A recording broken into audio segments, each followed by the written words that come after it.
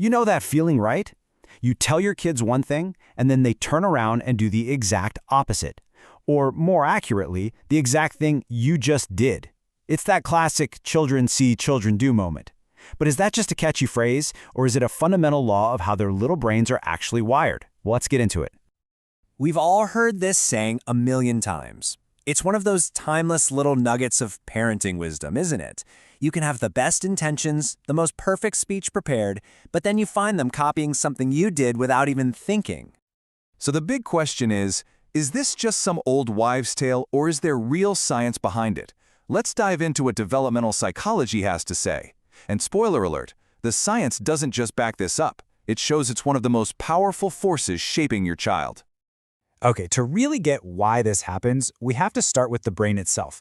Turns out, a child's brain isn't just capable of copying, it's fundamentally built for it. It's like a core feature of their operating system from day one.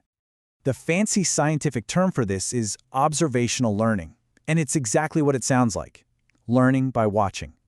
It's not about being told what to do, it's about seeing what other people, especially you, are doing. You'll also hear it called modeling or imitation. And it is, without a doubt, one of our most powerful learning tools. So, the absolute classic proof of this whole idea comes from a psychologist named Albert Bandura in his famous, or maybe infamous, Bobo doll experiments. These studies completely flipped our understanding of how kids learn social behaviors like aggression. So here's how it went down.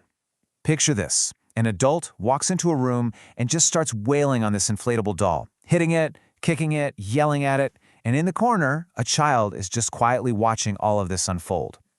Later, that kid is left alone in the room with the very same doll, and the results? They were jaw-dropping. The kids didn't just become aggressive, they copied the exact same moves and even yelled the same things they heard the adult say. It was undeniable. And hey, this isn't just for school-aged kids. This impulse to copy starts incredibly early. In fact, developmental scientists literally call babies and toddlers natural copycats, because imitation is one of their main ways of figuring out the world, right from the very beginning. And check out how powerful this is, even when the model isn't in the room. This study showed toddlers a short video of an adult doing something new, and the results are just, wow. A whopping 90% of the toddlers who saw the video copied the action. Now compare that to the kids who didn't see it, only about 20% did it.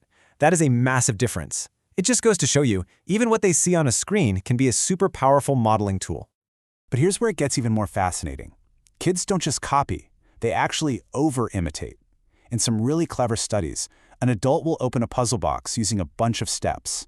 And some of those steps are obviously totally pointless. So what do the kids do?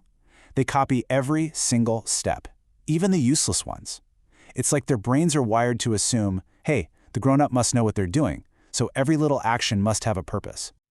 Okay, so we've established that kids are basically copying machines. But this leads us to the real everyday challenge for parents. What happens when our words and our actions are totally out of sync? Which one wins? Let's take a classic example, one we've probably all lived through. You lay down the law. We use our inside voices. We do not yell in this house. But then, a moment of pure frustration hits. You stub your toe, the milk spills, and you yell. For your child, that's two completely different messages hitting them at the same time. The rule and the example. So which message sticks?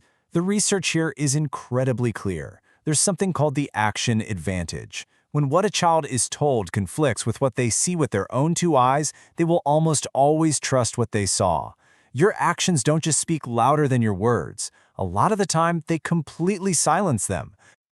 And man, they become amazing little detectives for this kind of stuff. Studies show that by the time they're around 7 years old, kids aren't just noticing the gap between our words and our actions. They're actually starting to make moral judgments about it. They're figuring out that saying one thing and doing another is, well, not right. So, this whole modeling thing isn't just about single actions, like whether or not to yell. It creates this huge ripple effect that ends up shaping their entire world, their values, their habits, everything. Just look at how far-reaching this is. Your example teaches them about moral values, like honesty. It shapes their social skills, like how to show empathy. It builds the foundation for their health habits, what they eat, how much they move, and, maybe most importantly, it teaches them how to cope with their own big feelings, like stress or anger. Your everyday actions are teaching lessons across all of these huge domains. And these lessons aren't usually happening in big, dramatic, teachable moments. No, they're happening all the time, in the tiny, everyday choices you make. How you handle a simple disagreement, how you react to getting cut off in traffic, whether you decide to pick up your phone or pick up a book, all of these are powerful lessons being silently absorbed. So, knowing all this, how can we actually use it? How do we take this science and turn it into one of our most effective parenting tools? It's really about shifting our focus from just telling our kids how to be to consciously showing them. So, what can we actually do? Here are the big takeaways. First and foremost, try your best to line up your actions with your words. Just remember, you're always modeling something, so be deliberate. You want to teach empathy? Demonstrate it. You want them to have healthy habits? Model those habits yourself. And finally, and this one might just be the most important of all, when you mess up, because we all do, model how to handle it. Acknowledging your mistake and saying, "I'm sorry," is one of the most powerful lessons you will ever teach. At the end of the day, it all comes down to this simple but incredibly powerful idea. Children are built to imitate. That's a fact. We can't change that. So our job is to give them something truly great to imitate. So I'll just leave you with this one question to think about. Knowing their eyes are always watching, what's one thing, it can be big or small, that you are going to consciously model for your child today?